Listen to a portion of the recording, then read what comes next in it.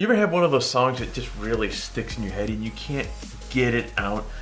Well, my son, he's 4.5, and he has this robot vending machine that delivers really yummy ice cream song that he's playing over and over again this morning on my iPhone. And guys, I can't get it out of my head. So we're gonna start chatting about this camera right here. People these days ask, do I really need a compact camera when I have an iPhone in my pocket? Now the answer to this question is, it depends. Now some compact cameras simply don't offer many features that you don't already have in your iPhone. But other cameras have a big enough gap that having an iPhone and a compact camera makes sense. Now which category does this Sony RX100 Mark VII fit in? Here's our 3-minute review, so let's get the timer going now. I got this camera on loan from our friends at Anorama, and I've been playing around with it for a couple weeks now. Now, let's explore some of the essential specs of this little camera before we dive into my experience with it. To start off with, we're talking about a camera that has a 20.1 megapixel 1-inch Exmor RS CMOS sensor, BionZX image processor, 357 phase detect autofocus points, and 425 contrast detect autofocus points with human and animal eye autofocus in real time tracking autofocus as well. Pretty cool. Now it does have a native ISO range of 100 to 12,800, expandable up to 64 to 12,800. 20 frames per second burst shooting with the option for 90 frames per second short burst mode, thanks to the combination of the stack sensor and the BionZX processor. 4K UHD video at 30p or 24p, 1080p up to 120p, which is really nice. You have a 3-inch tilting touchscreen with 921,000K dots, and as you can see, this flips upward facing forward, which is a nice little touch for the vlogging side of things. You have a pop-up EVF with 2.36 million dots, Wi-Fi, Bluetooth, and it has a Zeiss 24-200 equivalent lens with an aperture range of f2.8 to 4.5. Now let's talk about the build and handling. Obviously, guys, this camera is very small. That's a bonus because it makes for a great travel camera, especially with the 24-200 millimeter lens. But when you're a large human like myself and have Shrek-like hands, the smallness of this camera can make for an awkward experience holding it. Of course, a small camera has small dials which can make manipulating the controls an adventure if you don't have delicate fingers.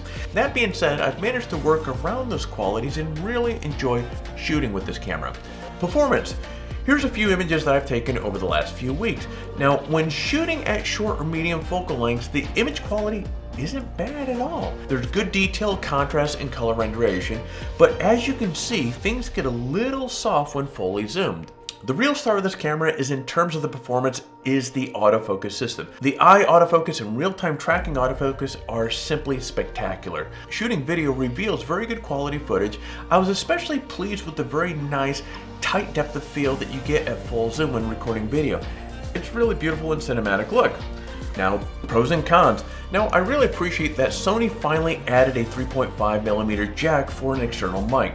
That's obviously a great feature for video work, as in the front-facing screen as well. I like that Sony improved the image stabilization system for video shooting as well, but it means that the video is cropped and it still doesn't perform great all the time. Using a gimbal would be a good choice.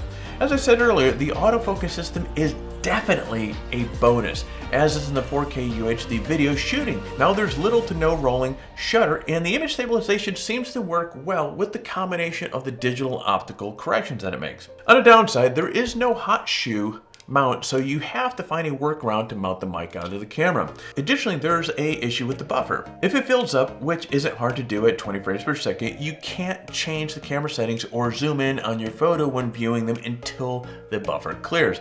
Now, clearing the buffer takes up to 45 seconds to a minute, which is it's a bummer. I also discovered there is no easy way to use ND filters on this camera. I mean, you can use the magnetic ones, I suppose, but my experience with magnetic filters has not been the greatest so far. Price and final thoughts. I have the iPhone 11 Pro, and it's a great everyday camera, but the RX100 Mark VII has so many more features that gives it so much versatility than my iPhone that I would definitely consider buying this thing. Now, the combination of high-end autofocus, excellent video capabilities, and that Zeiss lens with so much reach makes it an ideal option for people that just need a compact, lightweight, high-powered camera. However, all those fancy features comes at a cost. This thing is $1,298 at Adorama. If you need a tiny camera with a huge zoom range, incredible autofocus system, killer high-speed shooting, and 4K video, guys, this camera's for you. Boom! So there's the verdict, my friends. If you can afford it, this is a great camera and one that will give you much more functionality than your phone. But if you don't have the cash to shell out for it, there are many other options, or many other cameras rather, that are very capable in all those categories at a much lower price. Check the description down below for links to a few of these other cameras that I was sharing with you about. These might suit your needs at a lower price point. So there you go, my friend. Hope you enjoyed this 3-minute review. Actually, I'm pretty sure we went over 3 minutes. Next week, we'll work on getting that down. But at any rate, hit the like button if you found this video to be helpful. If you're currently not subscribed to the channel, please subscribe. And while you're at it, crack the hell out of the bell to be notified as we come out with new videos.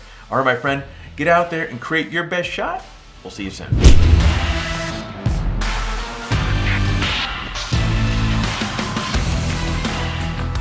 Okay, guys. I can't get the song out of my head. You gotta hear this. This is the song. It was actually still on my iPhone for my son listening to this. Oh, here we go.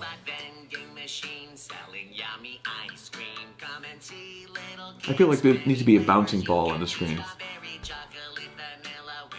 I probably made this a lot worse for myself by making a joke out of this and sharing this with you guys, but this is the song that I can't get out of my head.